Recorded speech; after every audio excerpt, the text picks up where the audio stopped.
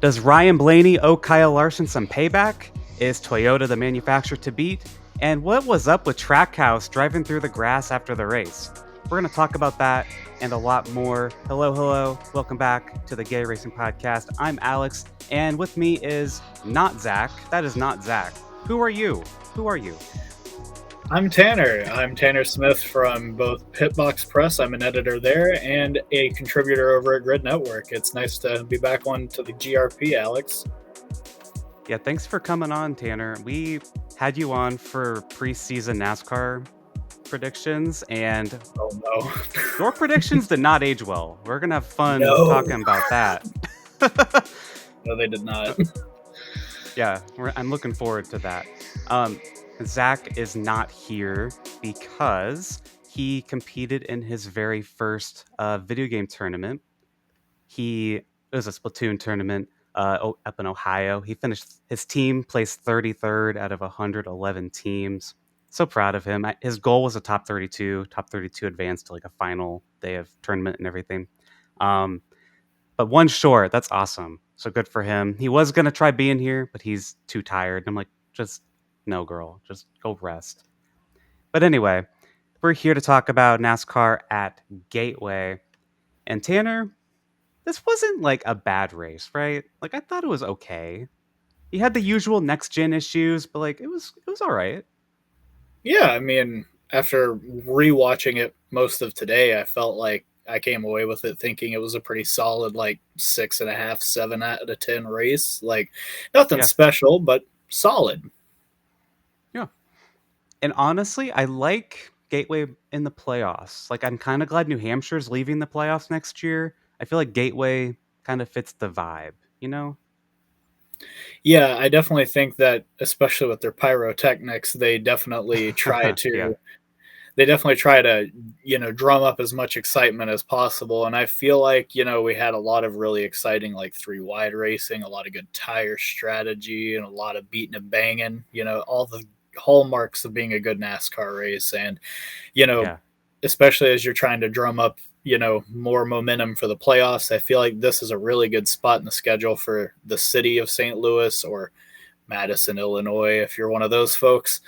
I think it's a really good spot in the schedule, not only weather wise for them. I mean, they had a really solid, like 72-degree day, like sun was out. It wasn't too blistering hot like the June races had been. Like, I'm sure Yeah, everybody that went had a fantastic time. for sure. I still wish this was a night race. I would probably go. I go to the IndyCar race out there. I've been there the last 5 years. If it was a night race, I'd be like, yeah, I'm in. The Xfinity race ran at night. We'll talk about that in a bit. But for now, it's a Sunday day race. But Denny Hamlin grabbed his fifth win of the season, 59th of his career. And he said in his post race interview on the front stretch, quote, get on the bandwagon or get run over by it, end quote. Dennis, Dennis, no, no, no, no, no. You need to stay relaxed, Denny, and act like you don't care. That's how you're going to accidentally win a championship. You can't be like, get on the bandwagon, you guys are going to get run over by it. No, Denny, no. This is going to backfire. Don't do it. Yeah, how many different catchphrases have we gone through over the past like 5 years with him, I especially beat your come favorite playoffs? driver. All in with 11s for L's. Like, come on, man. Like, you've repeated this mistake again and again. Like, it just feels like we're jumping the shark again too early when this playoff is like a 3 race round every time. So I'm glad you made it through the first round. You Yeah. still got 3 more to go. I mean, I do think he has a different mindset this year. I said this on our Dover episode that he seems to be different. Like he's just more relaxed. And I still do think that. But it's like, man, you're going to jinx yourself, Denny. But he ended up getting Denny Hamlin, got Toyota's 200th win in the Cup Series, and Denny himself is now just one win behind Kevin Harvick on the all-time wins list, which is crazy to think about. Every time it gets closer, I'm like, man, he's actually going to probably do that. But good race for Toyota overall. Denny obviously won. Chase Briscoe looked really strong again and finished second. He won stage one. Bubba Wallace led quite a lot, and Zach's one thought that he wanted me to pass along to all of you is that he watched the last 30 laps or so of the race, and it seems to be that Toyota might be the ones to beat. And we have a Patreon comment from Phil who said, "Are we ready to claim Toyota as the playoff favorite after just 2 races, or are we waiting to see how things play out with Penske?" Tanner, what do you think? Is Toyota the favorite? I mean, Ryan Blaney was still fourth, and he got Yeah. spun out. Like, Yeah. there's a very reasonable chance that he or Joey Logano could have won this race. So I think we're just jumping a little too far ahead for a track that, while there are some drivers that say you can extrapolate some stuff from Gateway because it has similar properties to Phoenix, Yeah. it's still not exactly the same thing. I think we're going to get a bit more of a representative picture of how these teams stack up at New Hampshire here in a couple weeks. But with that said, Toyota's definitely been putting their best foot forward. I mean, you've even got John Hunter Nemechek in the top 10. Yeah, Legacy. Legacy, that's 3 weeks in a row. Legacy's having a pretty good run. Like, Yeah, and it's I really mean, impressive. yeah, it really is. I've really been, surprised with their speed. I think that's one of the only takes that I had at the beginning of the season that actually did age well, is that Legacy would actually perform this year. Yeah. We're going to get to a lot of the bad ones I had, believe me, and they're really bad. But yeah, I feel like Toyota has definitely stepped their game up into the playoffs. I feel like, obviously you had Christopher Bell win Phoenix back in the spring, but I still didn't see a whole lot of like flat track speed out of them outside of Phoenix. And I feel like having dominant performances from Denny at Martinsville earlier in the year was a really encouraging sign for Toyota going forward. And Yeah. this really kind of cements it. I feel like Darlington, that's a whole other track. And I feel like, we kind of saw in the spring that if you start up front, you can kind of just stay up front if the cautions fall the right way. And I kind of feel like that's what happened with Briscoe last week, was the cautions kind Mm. of fell the right way for him. But at the end of the day, you can't ignore all the Toyotas up at the top 5 and then in the top 10 each and every week, like even the ones that are outside of the playoffs and don't have anything to race for. Like, a lot of them are just putting their best foot forward and making sure that they advance in the postseason. And it's looking kind of scary for some of the Ford and Chevy guys down at the bottom of the playoff grid. Yeah. I still think, to go back to Phil's question, how things are we waiting to see if things play out with Penske? Man, you can't count out Penske in this format No. right now. They've won the last 3.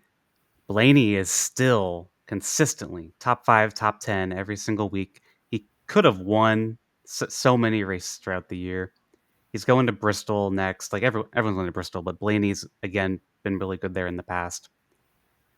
You can maybe say Toyota looks a bit better than Chevrolet overall right now, but I Yeah. I can't, I can't say I'm ready to say that Gibbs is better than Penske just yet, just based on recent history. Yeah. And which team got all their cars in the playoffs? Not JGR. Yep, that is true. Another JGR car is Christopher Bell. He was not happy with 7th. He actually shouted on the radio after the finish, saying, "We just ran 7th with the best car. Every week, it's the same thing, and I'm over it." Add in a few expletives. That is what he said. Man, Bell is so weird this year, right? He won the 3 in a row earlier in the year, and then he kind of vanished, and then he kind of has bursts of good runs. Like, I didn't even realize he was 7th. I was like, "Oh, 7th. That's all right for Bell. It seems like a good day," but he was pissed. Well, yeah, I mean, he's definitely got like a higher standard set for himself, and I don't think he really enjoys the concept of points racing, so to speak. I think he really likes to go out there, take the headlines, go to victory lane, and he hasn't done that since March, in like Yeah, early March. So we're kind of bridging into, it's almost been a full season since you've won, dude, and it's I crazy. kind of I kind of see where he's coming from with Adam Stevens, and I feel like these are the kinds of little issues that probably perked up during the 2019 season that Kyle Busch and Adam Stevens had, that eventually led to their divorce after the 2020 season. So Adam Stevens Mm. would go over to Christopher Bell. I just feel like at a certain point, you can't be nickel and diming your way in. You've got to start cashing in some dollars, And I Yeah, just feel like yeah, at this point, Bell and Stevens aren't really capitalizing on a lot of the great runs that they have, and at least in the way that you would expect them to. Like at this point yeah. of the year, you've got to start piling on top 10, top fives, wins. Got to get playoff points, and I don't think at this point in the season he's won a stage. And last year he won like a billion of them. So Right. yeah, they're just really not the same team that we saw have so much strength prior to their spotter leaving randomly at the middle of the season after they won the All Star race. So, Yeah. Alex, what do you feel like? What's your vibe right now with the 20 team? Like I said, I just think they're weird. Like I still think they're a pretty good shot to make the championship 4, but it's just like I forget that they're out there sometimes, you know? Like he was my pick for the Southern 500, but it's just like he wasn't my first pick cuz Zach took my main pick. But it's just I don't know.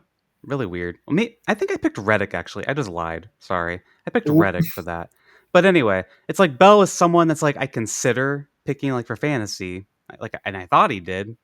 I did, but he's just not the guy right now. And it's not a yeah, good time to not be the guy. yeah, no kidding. Yeah, I just feel like when all of your teammates are kind of surging and you've definitely quietly become the third guy, not great look. Not a great look at all. Yeah.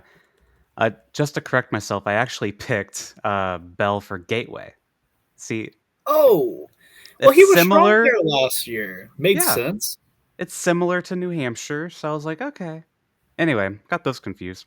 But now, topic of the day and the weekend: Kyle Larson spun Ryan Blaney, and Blaney recovered to finish fourth. They were battling for fifth.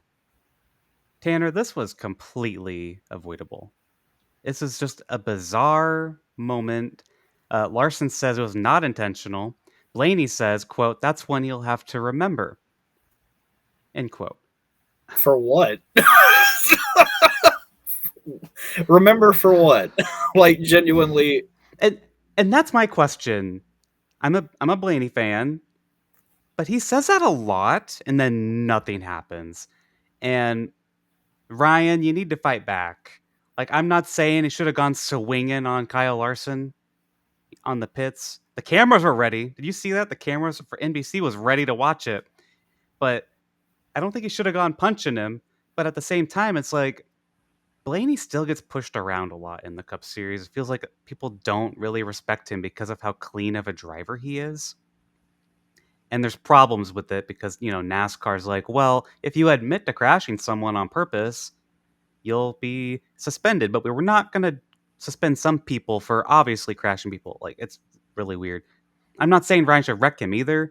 Like, give him a hard time, be more aggressive.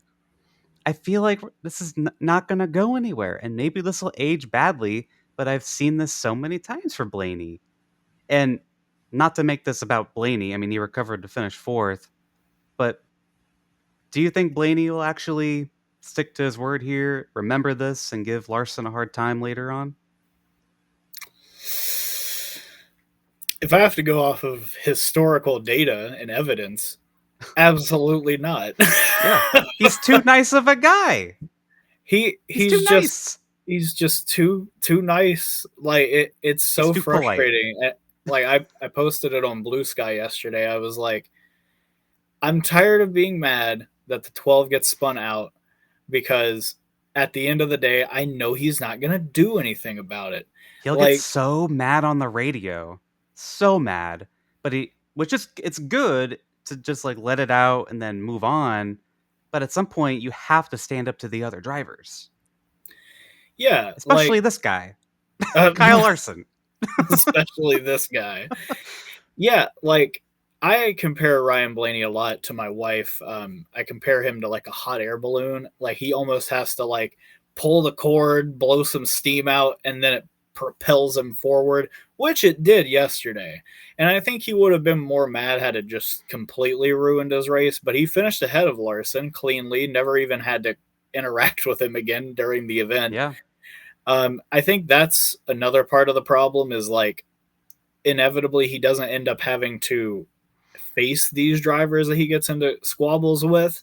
Hmm. And like, I think the thing that frustrated me the most is like everybody and their mother saw how far back Kyle Larson was before doing all that. Like, Dude, it was so it bad. made Austin Dillon's look reasonable from last year at Richmond. I'm I don't like, know dude. about all that, Tanner. I don't know about all that, but Well, I mean, I'm thinking like it's a larger track. He had so much space to not do that you and know what it just reminds me drove of? through him. It reminds me of me playing NASCAR Thunder at Watkins Glen, turn 1. I'm just dive bombing that thing. No desire to make the corner. I'm just going to rely on hitting someone to make the corner. That's what it looked like. And Zach's not here, okay? He's a Kyle Larson fan. I'm not going to get pushback for this. Flop of the week, Kyle Larson. Come on. Come on. You are a champion and you can't make a single corner? What? Come on. Boo. Boo. Yeah, well, I Come mean, like, on. it's so funny that, every time that Larson makes any sort of a faux pas or a mistake like this, Mhm. the obvious, reply and the retorts are greatest driver in the world strikes again. And And it's okay, like, can I say sometimes people will get a little too jumpy at that. It's like he'll make like a more common mistake and they'll be like, "Oh my god, greatest driver in the world." Haha. This was warranted. Like this is oh one of the yeah, worst moves I've ever seen Kyle Larson make. Dead ass. Like easily. Like, there's no again, excuse for this. 5 car lengths back, dive bombing it, and Blaney's riding the top. Like, why are you Girl. driving into his left rear like that? Didn't was just completely unnecessary. But like, So unnecessary. I just feel like, he kind of has a similar problem, in my opinion, to Max Verstappen, where Mm. Larson just runs out of patience with people when he has to race them side by side sometimes. And I don't get it. Like, you're so good. You're better than this. Max Verstappen, I'm not totally sure he's better than that. But Kyle Larson, I've seen you race people side by side in multiple disciplines and not wreck. How do you manage to do it so dumb and so stupidly at I all the saw a time? comment. I saw a comment that was like, it's nice that someone finally got sick of dealing with dirty air that they just wrecked someone. Um, and I was like, oh, maybe, but I'm like, he was so far back though. He was so far back. Like, I Yeah, it's not don't like Blaney think it was was like dirty trying to air. arrow block him like Logano does Yeah, either. Like, he was riding his own line. Larson dove to the bottom and then washed all the way up and washed Blaney out. Like, yeah, it is what it is. So, yeah. And then speak of Hendrick cars wrecking Penske adjacent cars, Josh Berry crashed, and he pretty much has to win at Bristol to advance now. Chase Elliott slid up, and I think Berry went down a little bit, but I do think it's mostly Elliott went up. I think it's not as egregious as the Larson thing. no, Not at not all. even Like close. this is more of like a racing incident. Like this kind of thing happens, especially on a shorter track like Gateway. But hmm, good day to be a Hendrick car. You're just plowing through people. Don't take that too seriously. But we have a Patreon comment from our newest member, Courtney. Thank you, Courtney. Uh, Says if this is how HMS copes with being traditionally bad at Gateway, then they reached peak unseriousness. Coming out of the cage swinging, Courtney. Ooh, Jesus. like you you joined our Patreon and then just hit a home run. Hell yeah. That's what we Ooh-wee. want. These hot takes like this. Yes. Um I mean, that's Chase Elliott awesome. ended up doing fine after all, but like, yeah, Yeah. I mean, all the other ones finished outside the top 10, didn't they? Yeah. I mean, Bowman kept having issues every time he got a top 10. He was falling off, His but crew chief, somebody in our Slack chat at Grid said that he needs to be working at the Jiffy Lube. And I was like, not dude, Jiffy for Lube. real. I was like, dude, for real. Like, Blake Harris, dude, what are you doing? Like, what Yeah. are you cooking, dude? You've turned the entire kitchen into ash. Like, this is crazy. You're they had a completely terrible position at Darlington. Mhm. Obviously, I understand that. But I think they ended up getting back on the lead lap at some point and still managed to completely fumble it. And then it looked like they were in position to do well at Gateway yesterday. Fumbled that too. Like, Yeah. good Lord, man, you got to get it together. Like, I don't understand how it is that Bowman was still on track with Brad prior to that final caution. Brad stayed out. Don't know why he chose to do that, but that's neither here nor there. That's between him and Jeremy Bullins. Well, But that's your problem was Jeremy Bolins. yeah, There was a exactly. post on Bluesky that was like, "When I'm in a competition for bad crew chief calls and my competition is Jeremy Bolins." I laughed. Dude, it's just Oh, man. insane. But I mean, might need to change that to Blake Harris now because, like, I just don't understand how they were ahead of, like, I'm pretty sure Bubba needed to pit and pitted under that caution, and a bunch of guys came with him. So there was a bunch of cars with new tires, like Larson, Byron, etc. Bowman was ahead of all of them and had a significant gap to them too because he pitted, obviously coming in first. Yeah. How is it that you still finish outside the top 10? Does not make any sense to me whatsoever. I mean, Completely. Bowman finished 26th in this race. You Um, finished behind Ross in SVG? Oh my god. uh, so that brings me to a different question for you. Is Blake Harris worse than Alan Gustafson? Because every week Chase Elliott fans are like, "Fire Gustafson, fire him."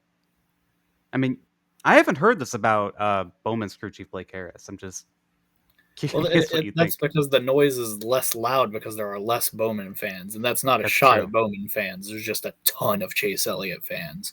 True. But I'm actually going to lend some credence to the 9 crowd because I actually don't think Alan Gustafson needs to be there anymore, but I also don't have any alternatives for Hendrick to Mm. turn to be honest. Rodney Like, Childers is available. Is he washed? yeah, he might be getting out the loofah. I think he might be a little washed, but like I I just think that Allen and Chase have been together so long that they've kind of hit a stagnation point. Like, Yeah. Chase Elliott won, was it, 5 races his first year in the next gen car, and then has won 2 since then. Yeah. Granted, I'll give him 2023. He broke his knee. That's a And then pretty he got severe thing. suspended. Then he got himself He was suspended. mentally not there in 23. Um, but Checked out. to go back to this incident, did you have any other thoughts on was it Elliott's fault, Barry's fault, or anything like that with this? Racing 3 wide into turn 1 and 2. Joey was on the top. I mean, Yeah. it just it sucked. Like, I mean, you hate to be Barry in that situation, but like, I don't think Chase did anything on purpose. Like, I think a lot Yeah. of people really overreacted to that. Like, it looked like he got on the curb a little bit and it probably spit him back out onto the 21 car and caused a wreck. I mean, Yeah. like, it it's an unfortunate circumstance, but when you race close, that'll happen. I mean, we saw it literally the very next stage with Briscoe and Suarez, and Yeah. like, that was more of the middle car drifting into the outside car, but still, like, this is just a natural consequence of close racing. Drivers, even at the elite level, make mistakes, and Yeah. I'm not trying to give Chase Elliott an out or anything. He screwed up, but at the end of the It day, happens.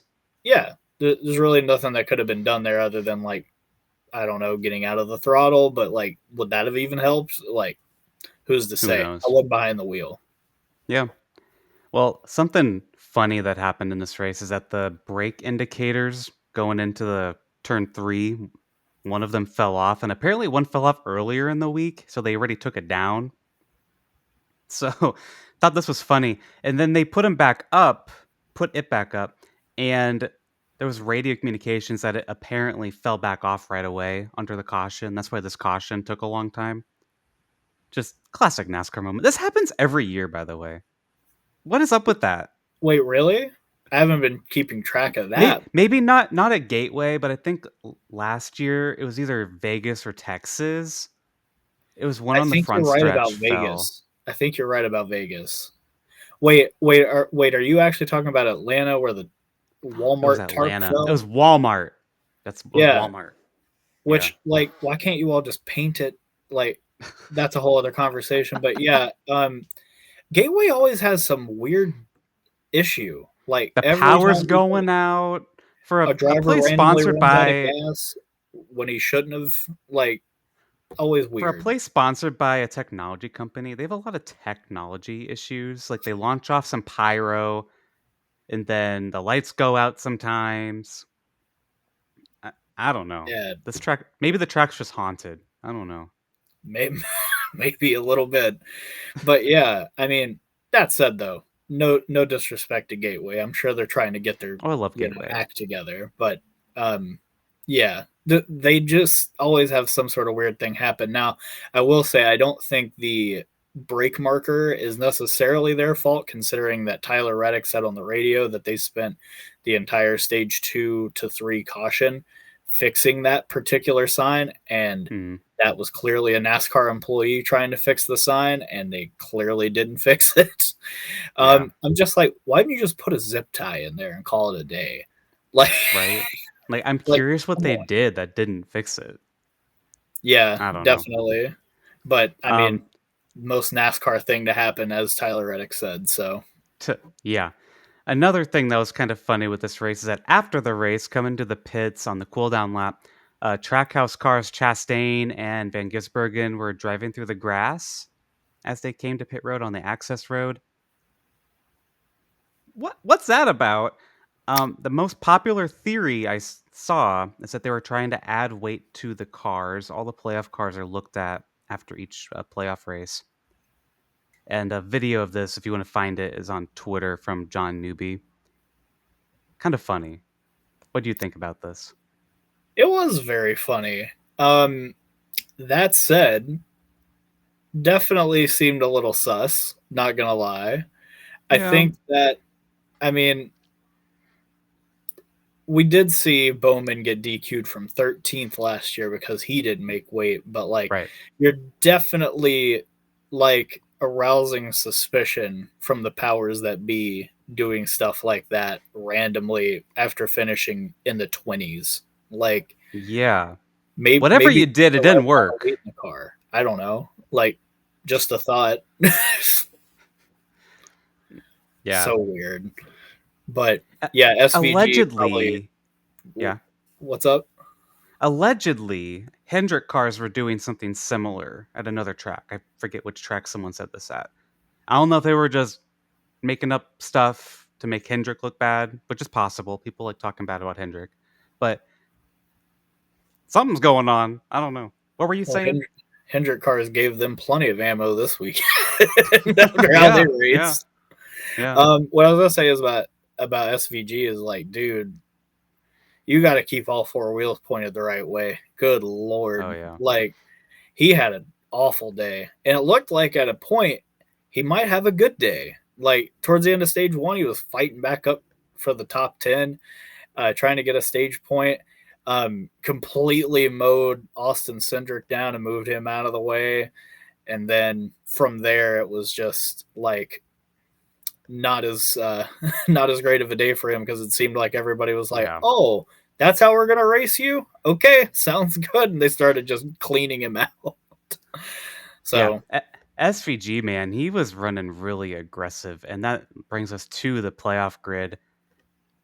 SVG nearly got a stage point, and I think it was stage one, and he yeah, stayed out on. He got two tires. Is that right, Tanner?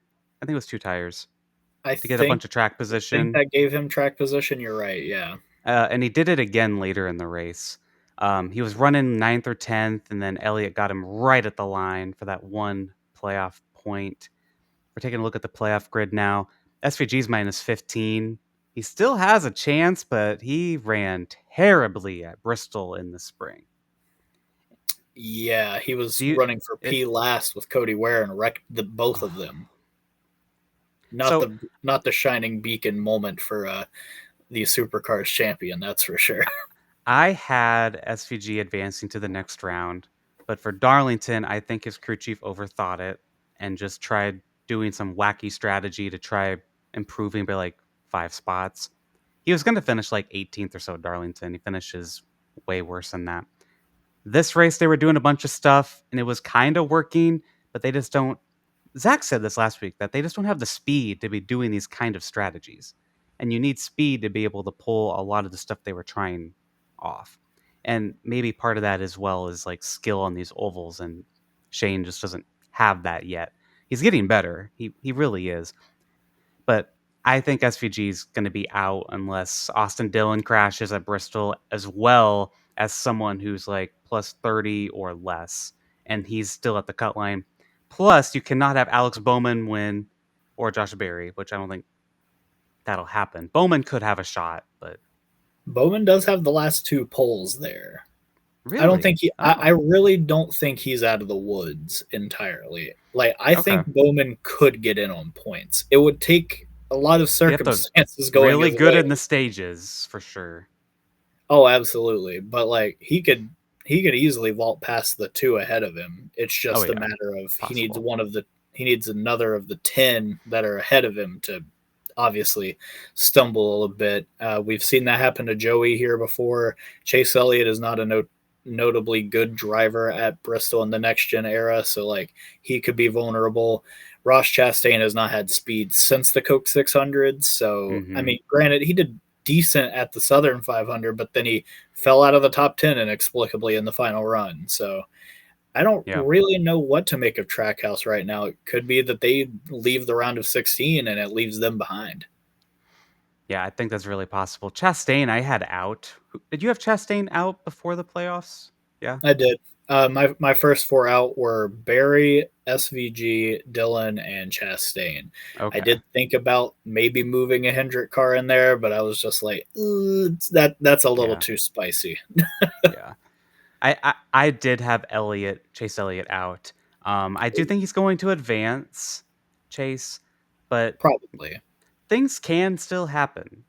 Like you said, this happened Logano before. I've seen it happen to several drivers. A crash, like Joey Logano's plus 21. If he crashes in stage 1, no stage points, he's gonna be right there at that cut line, if not way below it. Chastain, Austin Cindric, man, is not safe either. No. Austin Cindric, I'm very worried about him, actually.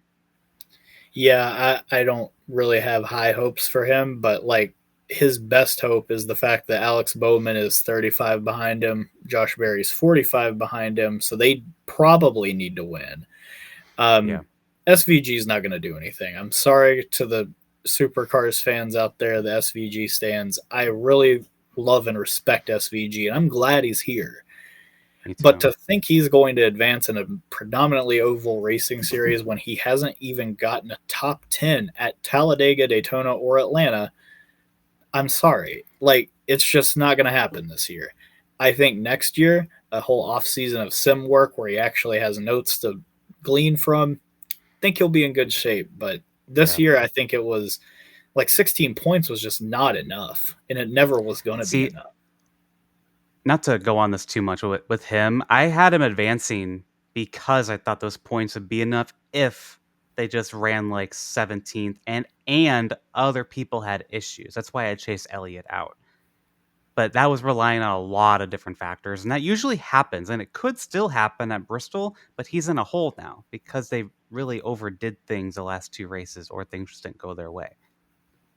I mean, Yeah, I I, agree. I think it's a way too high of a hill to climb. We're gonna have to have like a 20 car pileup, and he misses it, and he's gonna have to have specific drivers in said pileup to make it by like 1 point. Like it's And one gonna of be those tight. probably got to be his teammate, and that'd be even Yep, worse. yep, I agree. On the other side of this graphic, Larson's plus 60, Bubba Wallace plus 50. That's remarkable. Bubba Wallace plus 50. Well, some of us have him going to the Final Four, so I You have don't him know. going to the Final Four? Yes, sir. That is Wow, published on Grid Network, baby. That is absolutely what I chose. Here's the that's thing. awesome. Okay. Here's the thing. I think a lot of people didn't do enough work on tape for Charles DeNike and like what he's been capable of and what he's been doing with Christian Eckes in the not in the Xfinity series. That's where Eckes is now. But Charles DeNike was on the MHR pit box for the 19 team the past few Oh, years, okay. and he absolutely loved Gateway. They got 2 top 2 finishes there. Didn't get a win, but they got 2 Wow. second Okay. places. Obviously, it's a Tricon truck ahead of them, so Yeah. you can't really blame him for losing. But yeah, I mean, I feel like Charles and Bubba, like as far as like what they like to do to their cars to make them go fast, really meld together. And I felt that we saw a lot of speed out of Bubba at Phoenix, which is again a similar track to this. Bubba's been historically strong at New Hampshire. He had a truck win at Gateway, obviously a lifetime ago, but Yeah. it's still defined success there. I feel like obviously coming into this year, I think that Gateway in the playoffs was probably his one real hiccup spot. Because I mean, you look at the stats, the Roval is his best road course, and it's not Mm-hmm. close. Um, Kansas is obviously in the next round. As I mentioned, New Hampshire is a strong track for him and should be in theory for Denike as well. And then you have the round of 8. I don't see any weaknesses there for him either. He's won a stage Hmm. at Vegas before, has run well there. He obviously has won at Talladega, and that's a bit more of a wild card for everybody. And then Yeah. Martinsville obviously has a lot of defined success there in Cup and in trucks, and was third there earlier this year. People often forget that. Like 23 team Wow. is You're clicking selling on me. all cylinders at the right time, and nobody was paying Yeah. attention. Wow. But Man, yeah, that'd be really cool. yeah, him Wow. and Blaney in the Yeah. Final Four. Could you imagine the press tour? Oh yeah.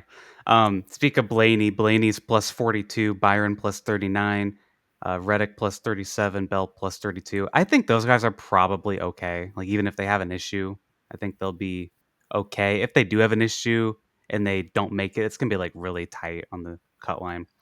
Then you got Elliott plus 28, Logano plus 21, Chastain 19, and Cindric 11. Below the cut line, you have Austin Dillon minus 11, who actually had a better run than I expected from him at Gateway. It was fine. Yeah, It was like fine. Like I think he's I thought he'd be fourth. Like I thought he'd be like the fourth, the four out. Like he's, at the cut line. Like I think he's doing better than I expected. As we talk about SVG, he's minus 15, Bowman minus 35, and Barry minus 45. If you had to make a bet, is the bottom four we got right now the four out? I'd say it's likely, but I would not be surprised if Bowman went out and won. Hmm. All I right. think that Bristol, we all expect it to hopefully have a tire race. It's probably not going to happen. Like, No, I don't think so. I really would love to see it. I think we all would, especially in a playoff atmosphere. Like what we saw Yeah. last spring was phenomenal, truly fascinating. This spring was terrible. And I think Yeah. we're probably getting somewhere in the middle of those two, if I had to take a guess, because it's supposed to be Yeah. cold, but I don't know. I do Yeah. think it's highly likely, though, that we probably have the bottom four we have now. I agree.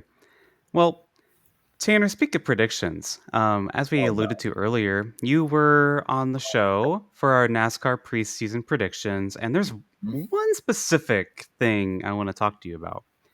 Okay. Your final four Uh-huh. was Ryan Blaney, Kyle Larson, Christopher Bell. This sounds pretty good so far, right? Like Great, I could great I so could see far, that. yeah. Your fourth one was Chris Buescher. What happened? Uh, What happened? Ask Prosper, Texas, not me. um, I mean, I think it's so weird. Like, there were 3 teams that added a third car this year. RFK with Ryan Preece in the 60 team, 2311 with Riley Herbst in the 35, though they never recognize him for anything for, obvious reasons. He's 35th in hmm points. And then Trackhouse with SVG. I think that the only team that truly benefited from having a third car was 2311 because for whatever reason, the 35 car, again, may as well not exist. Um, Bubba Wallace and Tyler Reddick are still running very strong. I don't feel like they've really had much of a hiccup outside of the 45 team, and I honestly feel like that's more of a Tyler problem than anything based on comments that Billy Scott's made. Yeah. As far as RFK is concerned, Brad fell off a cliff to start the year. He was running It looked like 33rd in points for half the season, half the regular yeah, season. It was bad.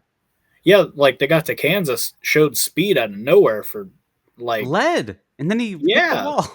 yeah, blew a tire. Yeah, Um, but yeah, like Brad, it almost felt like 2022 again when Brad took the team over and the next gen era started and they just weren't really up to pace yet. Felt a lot like that this year out of that team, but they had a really, really strong like Charlotte onward. You yeah, know what I mean? Like they went up from like 31st in points all the way to like the top 20. That is not a small feat either. for sure. Um, but at the same time, I felt like Busher kind of was where he was last year. Like best of the rest. You've got to win in the regular season. Bubba Wallace did it as an open car. You've got to be able to just capitalize on your opportunities. And at Michigan, I think Busher had the best car and he didn't capitalize. True. Let Denny Great Hamlin win. point. Um, Um, well, well, yeah. Tanner, I want to ask you this too. You have Blaney as your champion, and obviously Busher's not going to make the champ four. Who one? Do you stand with Blaney as your champion pick from? I believe that was either February or January. And who would you have replace Chris Busher in your champ four?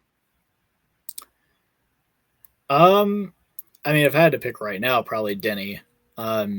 I I've thought that the lawsuit would be more of a detriment to Denny Hamlin than 2311. It hasn't been a detriment to any of them other than Riley Herbst. Let's really be honest. We've made it this far in the year, and Denny is winning races like it's going out of style. And like both the 2311 cars that actually compete look like they're going to make it pretty decently far, at least through this round. Yeah. That said, um, again, I have to point towards Bubba. Like he has been really, really strong this year. Like Mm, stronger at places that you wouldn't really expect. And I think that team's really starting to gel at the right time. So yeah. um, if it's not one of those three, or one of those two, obviously Chase Briscoe has, really picked up the pace That's recently. my dark horse championship Oh, pick, to be honest. he is like thundering in, like Yeah. he's galloping in at full speed. Like Oh yeah. he was going to win this weekend, which is insane because he didn't look like Yeah. he was fast at all. But yeah, obviously all the Toyotas look really strong right now, so it's really hard to pick against any of them. But I don't know if I'd have Bell in my final four right now, based on how they've Mm, been performing and based on like the fact that seventh place is like getting to you. Like you just need to yeah. be happy you're advancing, man. Like So you don't want to be back there with Joey. would your Ugh. current final four keep half of it, the 12, the 5, but replace with the 23 and the 11? Yeah, that's what Yeah. I picked for grid. Like though Yeah. Larson's still making mistakes and stuff right now, they're still They have finishing and so getting many stage playoff points. points. That too, like they look to He be might the be the guy best who of the makes it on good ones. points in the round of 8. Yeah, probably so. Unless he wins Vegas, which is totally possible. I mean, True. they've done it True. multiple times. And real quick, would you keep Blaney as your champion prediction? Yeah, I mean, I have nothing Yeah. to believe. I have nothing to point me away from it. All right. What was your final four? Just to Let me pull it pull the up. curtain back a bit. Let's see. Good question. Our champion four. Zack had Blaney, Larson, Bell, Elliott. Blaney as champion. And I had Blaney as champion with Larson, Bell, and Byron.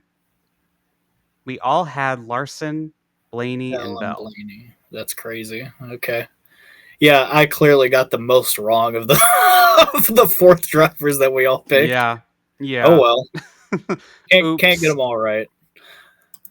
But Well, anyhow, let's there is a move. guy that should be making Yeah. his championship for in a different series, though, that I Oh, think yeah. you're looking to talk about. Yeah. Connor Zilish got his ninth win in the Xfinity Series season, his fourth in a row. Breaks tie with Christopher Bell for most wins as a rookie in series history. Third driver to win 4 in a row, joining Sam Ard and Noah Gregson. I forget Gregson did that. Um, Connor Zilisch slid down his windshield. He's trying something new after he broke his collarbone, okay? Give him a break. He ripped his pants, fire suit, on a hood pin. Eh, This man can't celebrate. Like, what's gonna happen? He's gonna like win the championship, and then like a meteor is gonna fall from the sky. Like, what's next? This poor boy. This poor kid, dude. Like he, Well, and not to mention he almost hit a photographer doing a burnout. oh yeah, that could Man, have been really bad. yeah. Which I don't know if that would have necessarily been Connor's fault, but like No, no. still, yeah, he is just. We've He's never on it. seen anything like this. Like He you look hasn't back at Bell. finished. Good. He hasn't finished worse than fourth or fifth since May. Since he broke his back briefly. Yeah. Crazy. What were you gonna say? I was gonna say you look back at that Christopher Bell season that you mentioned, he was like Mm-hmm. 24 or 25 years old. Connor is just now 19. We Yeah. have never seen anything like this and probably won't again. So I am begging folks to please soak it up now while you can, because this kid is going to be annoying as hell in like 3 years because he's gonna win so much. Like I saw a clip that Kyle Petty's like, no one else is gonna get the 60 wins besides Denny Hamlin. I'm like, Connor Zilisch is probably going to get to that. Corey Heim might get there. Hell, like Well, if Corey Heim can never get a damn ride, yeah. well, yeah, that does hinge on that. Oh man, but yeah, But like Connor is just so good. we've never seen anything like it. Like, oh, This it's is just got I think this is the incredible. most highly anticipated Cup rookie season ever. Like, I don't recall in my lifetime at least a rookie coming up and being more hyped up because even Jeff Gordon did not have good success like in the lower series. Jimmy Johnson, him neither. I think the most recent one I can think of is like I guess SVG, but that's different. Is like Tony Stewart, like when he came over from IndyCar, Yeah, but that's probably a close analog. like Yeah, I was a baby. Like I don't remember how people reacted to that. So, I mean, he set outside pole, I think, for the 500, his very first Cup race. So, mhm, uh, but he didn't win until Richmond in the fall. So, like, Tony, right. though he hit the scene really hot and fast, like, and did the double his rookie year, which again, not respected nearly enough. But, um, Tony obviously had a really great rookie season that SVG finally shattered. And, True. you know, I feel like I feel like 4 wins is way out of Connor's wheelhouse at this point. Yeah, I don't see that happening. I think it'll be like year 2 we'll start seeing him, but I'm excited to see what he does. I know this car kind of sucks and everything, but it's still going to be really special to see happen. Real quick, Tanner, before I move on to the T, you coined a fun phrase earlier this year. Yeah. It's like putting ears on Mickey Mouse. What happens if Connor Zilisch and Corey Heim do not win their respective championships this year? What happened? What is that? How would you describe that? Like Mickey Mouse doesn't get his ice cream? Like, what is it? You got to take Minnie away. You got Gotta to take take Minnie Minnie away at away? that point. Like No. you've got to do something. Donald Duck got to go. Somebody, the Goof Troop's got to come back. Like I don't know. Like it. The fact that there is a possibility that either of them could lose is infuriating. Like, Crazy to think about. oh God, like there. If they lose the title at Phoenix or beforehand, like Harvick did, Mhm. um, there might be riots in the Phoenix streets. It might get bad. Like Yeah, I like that's I'm taking Mickey's hoping. overalls off and making him run around butt naked. Like it'd be real bad.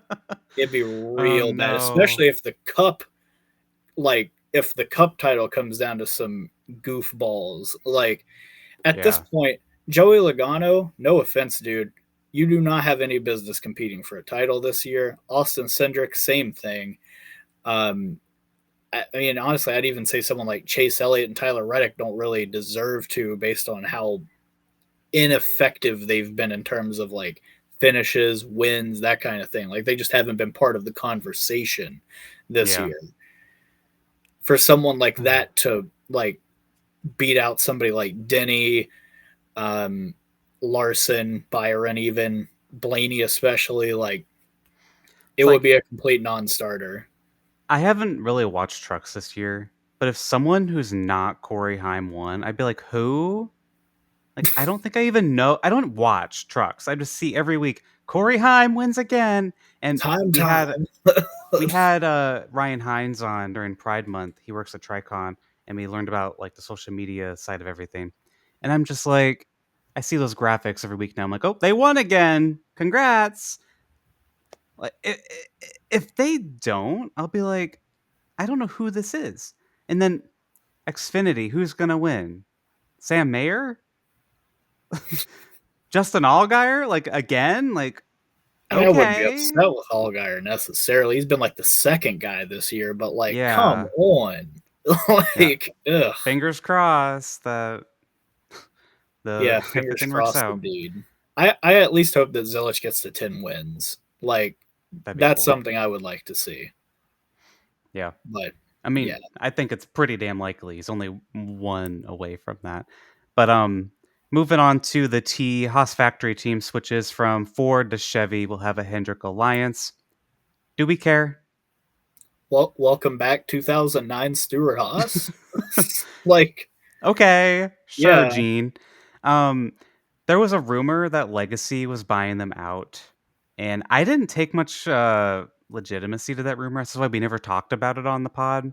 there was smoke to that Um, from what I've heard. So, yeah, like, like I'm sure there was something there, but I think the more interesting. likely, so the way I understood it was that Legacy had Haas lined up in their charter as a contingency if they don't win the Rick Ware case, but it's Oh, okay. looking like Rick Ware is going to actually have to pay the piper, and by the piper I mean Jimmy Johnson. Yeah. So yeah, Jimmy was like, I lapped that 51 car too damn much. I'm buying it. Like, I'm I'm getting it off the done. track. I am forcibly putting that thing off the track, bruh. Yeah.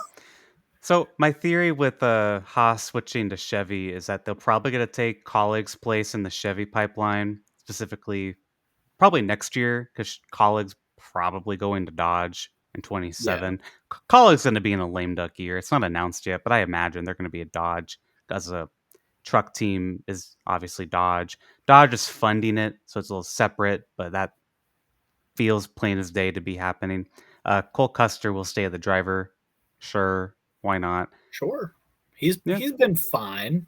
yeah. I, I, I have no expectations. This is just a Yeah, weird. It's basically a zombie team that's just still out there. So I'm just like, okay, sure. yeah, Um, definitely. Next up, Austin Cindric will compete in the Supercars race in Adelaide, November 27 through 30. I've only watched one Supercars race in my life. Can you tell me the significance of this, Tanner? So basically, Cindric is going over there, and he's going to be racing one of the wild card entries for one of the Ford teams. And I mean, I don't really know what he intends to gain from going over there other than like the experience of it. And based on his athletic interview with Jeff Gluck, I have to imagine that he's just the kind of guy that loves to race. Like he just wants to be Mm, in as many cars as possible. And as we all know, Mr. Penske doesn't really love doing all that. But this falls outside of the NASCAR season, so he's actually able to do it. yeah, Um, for me personally, as somebody that's picked up supercars in the last couple of years after seeing SVG obviously go out and win Chicago, and quickly getting baptized in the ways of supercars, I do think that there is a large clamoring over there for more of our guys to come over there and because kind of there were rumors that Kyle Larson was going to go over there. There Kyle was like a little Busch. rumor that Kyle Busch was going to go over there. Yeah, Austin and like Cindric. Brody Kostecki obviously did make a couple starts over here. Will Brown as well. Yeah. Brock Feeney has expressed interest. I think it'll be interesting to see because we've obviously heard so much about how SVG was able to adapt to this next gen car because it was built off of the Gen 3 platform that the supercars currently race. I've always found that fascinating and have found it interesting that nobody's ever really tried to do the exact opposite. Yeah. So I'm really excited to see somebody do a little bit of a vice versa and, see how that improves Cindric on road courses next year. Because, I Yeah. mean, you watched his development and you watched him come up through Trans Am and IMSA. Like, he really put together some strong results on road courses when he started in NASCAR. Got his first truck win on one back at Mosport when he dumped Kaz Grala, and then obviously he Mm. had that amazing duel with AJ Allmendinger to win his first Xfinity race the next year. But at the same time, like he's gotten up to Cup and he's just not been competitive at all on the road courses, and it's been kind of surprising, especially Yeah. when like Ryan Blaney, who is good at road courses, has won at road courses and Cup, has come a really long way in the next gen era to become a really good road course racer. It's just weird that I feel like Ryan has gone from being behind Cindric to leaps and bounds ahead of him at something I thought Cindric was strong at. So it'll be Right. interesting Yeah. to see if he's able to translate any of that when he comes over to do Adelaide. I'm looking forward to that. I'll try and watch that. I've watched one supercars race and I enjoyed it, but it's just like they're always like at a weird time. Um, Staying on Penske, a lot of news we talked about last week and have been talking about all year. Half of it has been confirmed. Not the big one. David Malukas to Penske's not confirmed yet. That maybe it won't happen. Maybe it'll be Rena's VK. That's been out there. I think it's gonna be Malukas to the 12, VK to the 4. But Will Power is officially out at Team Penske, and day or two later, it was announced that he's going to Andretti. And as we talked about here on the pod last week, it's going to replace Colton Herta. Colton Herta is going to be Cadillac F1's test driver, expected to run Formula 2 as soon as this year. Don't know which team, but it's expected to be a couple races this year and then the full season next year, it sounds like. Big bombshell news. Like, Yeah. imagine if this wasn't rumored all year. It'd be like, whoa! Everyone's just like, okay, yeah. Um, it is pretty crazy. Will Power is officially not a Team Penske driver. Like, that is pretty wild to think about. Yeah, like I obviously was exposed to Will Power through the Champ Car World Series many, many years ago. Hmm. And like, it was cool watching him race for Team Australia and like I thought he had the coolest name ever when I was a kid. And like, Yeah. I've grown alongside him as a racing fan and watched his career pretty much beginning to where we are now. And he's become the greatest qualifier in IndyCar history. And like he He's on is IndyCar's Mount Rushmore. I Like, don't think that's a terrible, thing to say. Like, I mean, I I think some think he's people would there. call you crazy for that, but I would not. I mean, he But has the Indy 500. I think he's fourth all time wins. He has the most poles. Like, he has 2 championships. Like, he's definitely up there, and I think he's going to continue having success at Andretti. Him on the street courses next year is going to be insane. Like, wicked, it'll he be might win wicked, all of man. them, all the street courses. Uh, and on the flip side of this, Colton Herta's finally actually going to Formula 2, potentially. It's Formula 1 was the announcement for a test driver. We've talked about this since the podcast started, Zach and I have. It's finally happening, y'all. Uh, Colton Hurt is finally Here we becoming an are. F1 guy, kind of. Uh And so off track with Hinch and Rossi, they did an interview with Dan Tauris, who owns part of Andretti. He owns Cadillac F1. He owns part of the Spire. Lakers. Everything you can imagine. Yeah. Um, he owns virtually a ton of stuff. He was on there, as was Colton Herta and Will Power. Really good episode. I'd check it out. A lot of behind the scenes stuff that they talked about. Dan Tyrus said that it's not like a given Colton Herta is going to go to F1. Like, this is more of a risk that Colton is willing to take on. I do think he's going to end up in F1. for the record. He'll make a start And, at least.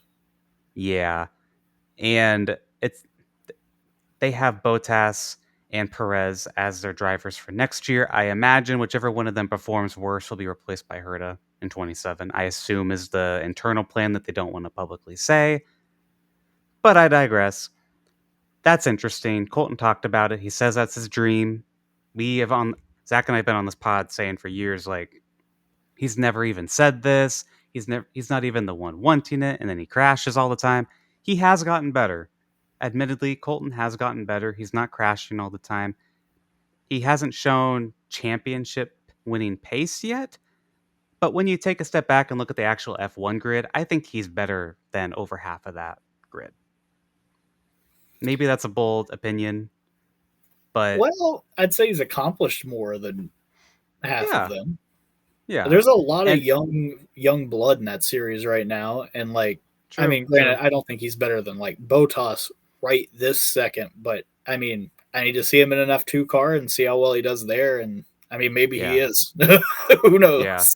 So that's going to be interesting. And the willpower segment of the Off Track podcast, must listen. If you are like a Penske fan, willpower fan, definitely go check that out. He talked about the negotiations with Team Penske or the lack of negotiations. One of the most damning things that he said on there is that when he won Portland, he kind of knew he was done because he had talked to Roger Penske, and Penske's like, "Well, that might really help you in your situation." And Will didn't like that. So that, that I would check out that whole episode. It's really, really insightful. And Will was very honest, and he has to pay his own phone now because Verizon was Oh paying for it for man, all this time. Um, yeah. it's so Couple tough. more things here in the T. Markham, Ontario is replacing the Toronto Street Race. Uh, it is a suburb of Toronto. Yeah, I believe Cool. it's running around near the Honda headquarters, right? Something like that. In Canada, yeah.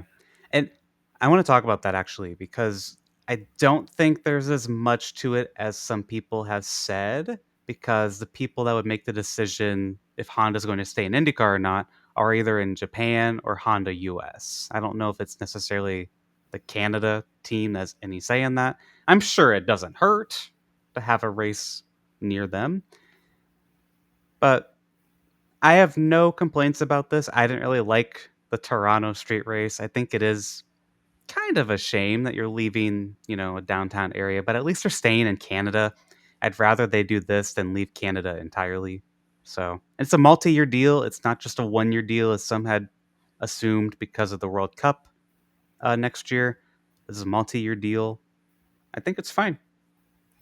Yeah, I mean, it's unfortunate to be going away from, the Toronto downtown exhibition place track that they've been running for decades, it seems. Yeah. But at the same time, you could always go back and do that potentially. I know that next year, I can't remember exactly what it is that's a conflict for them, but there's some event happening around the same time of year in that part of Toronto that would kind of be a bit of a conflict for them. So, Mm, I mean, trying something in a different part of Ontario, a different part of the greater metropolitan Toronto area. I'm sure that'll be nice for folks to live around Markham. But yeah, it'll be a little sad to, be going to Toronto, but not to our familiar stomping grounds, so to speak. yeah. And then more on the IndyCar schedule, not out yet, but there could be a street race in Washington, D.C. next year, per Adam Stern of the Sports Business Journal.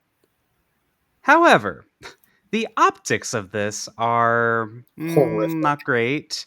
Um, as we've talked about here on the podcast, it's been reported that Mexico City is expected to take one of the Iowa dates. And NASCAR obviously does not have Mexico City on their schedule next year. For Washington, D.C. to take a Mexico City date in our current state of affairs, if we'll call it that, obviously, I doubt that's intentional, but it is Mm, concerning. Just a little bit. I do think a race in DC could be really cool. And I know it's not a great time or positive time to be like, hoorah, USA, patriotism. I do think it could be cool. My concern is Fox is the one covering the race. And Stern mentioned in the article that Fox is really helping create new things for the schedule and planning for 2026. So, red flag, low key, but I'm going to stay optimistic because I don't want to go crazy. Tanner, thoughts? Um, so this to me feels a lot like how NASCAR is taking their teams and drivers up to the Coronado Naval Base for the bice the quarter millennial. Yeah, that's what it's called. Sorry, I had to remember the term, but the 250th anniversary of the Declaration of Independence, all that good stuff. Hmm. Um, and then a lot of terrible bad stuff afterwards, and now we're here. But um, yeah, I don't love the optics of it. I'll be honest with you. Like Yeah, the Mexico City thing, I would love it to happen for Pato, especially. I think that yeah, he has brought so many eyes to the series, which we heard plenty about over the past week, discussed on social media. But yeah, yep, but yeah, like I think the optics, like the general, like okay, you're racing downtown in DC. I think the idea is awesome. Like that could be yeah, really cool. Like imagine just IndyCar streaking by, like like the U.S. Capitol, right? Congress and all that is going yeah, on. Like yeah, that sounds so cool. And it would have been so much cooler if it was 10 years ago. And yeah, that's all I'm gonna say. yeah, yeah. Would have been cooler 10 years ago. We'll Count see them what all the way happens back. here. We'll see what happens here. I will say the longer Mexico City goes without being announced, the less confident I am in that being confirmed because this has been talked about for most of the year, maybe. And there was a rumor it was going to be announced in Nashville, and then that didn't happen. I don't know. I'm getting the feeling that Mexico's not happening. My compromise, if you wanted that, I think they should have a date near that area. Richmond's right there. Richmond was supposed to be on the schedule in 2020. It'd be another oval, but Yeah. again, I'm gonna try being optimistic. I think a race in DC could be really cool if done right. Yes. And as long as Fox doesn't stick their weird political lens on it at all, Yeah, please. we'll see. With that, we're gonna wrap up here. We have fantasy for Gateway. I had Bell who finished seventh, and Zach had Blaney who finished fourth. So Zach got the point. It is now 25-23. Zach sent me his pick this morning. He is picking Denny Hamlin for the Bristol Night Race, and I'm going with Kyle Larson, who has won the last two Bristol races. So Tanner, who do you think's going to win at Bristol? I think it's going to be Bubba. I really do. You've been He was one high of on the Bubba this episode. he was the only one that could pass last year.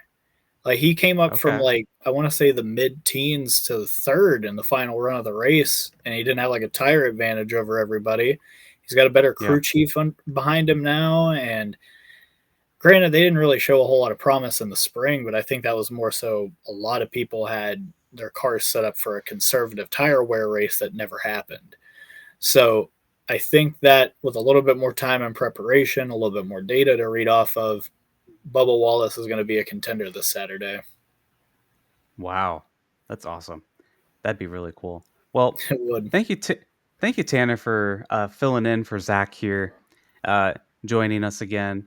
And where can people find you for all of our audio people who can't see your handle on the Gotcha. screen? So you can find me on Twitter. I'm never going to call it that other letter.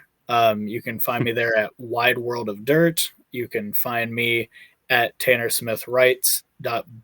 B bsky.social. I have never known how to say that, but anyway, that's I what you can just say find the me at on handle. Bluesky. And then, you can also find my work over at pitboxpress.com and gridnetwork.tv or gridnetworktv.com. I've got a really cool thing about Matt Kenseth coming out soon that Ooh. explores the year before his first title and then how it translated to him winning his first championship in 2003. So I think your all's listeners might find some interest in that. Tanner's a hell of a writer, you guys. Check that out. Oh, well, thank you. And you're welcome. And thank you to our Patreon members for their support and submitting some questions throughout the episode. You can do that as well at patreon.com/gayracingpod. Only $2 to join, $2 a month, and $5 for early access to any bonus videos we do. We have Zach and I have some ideas for the off season that we are working on right now. And we want to do more for next year. I think next year we're going to come up with more of a schedule for stuff like that. So stay tuned for that. $5 a month to get that early. And consider giving us 5 stars on Spotify and Apple Podcasts and liking on YouTube. Follow the podcast at Gay Racing Pod on Bluesky, TikTok, Instagram, and Twitter. And follow Zach and I on Bluesky and Twitter at DreamyZachRacing and at New Gaiden. Thank you so much for listening. Have a good night, good day, good morning, whatever, and farewell. Good day. Goodbye.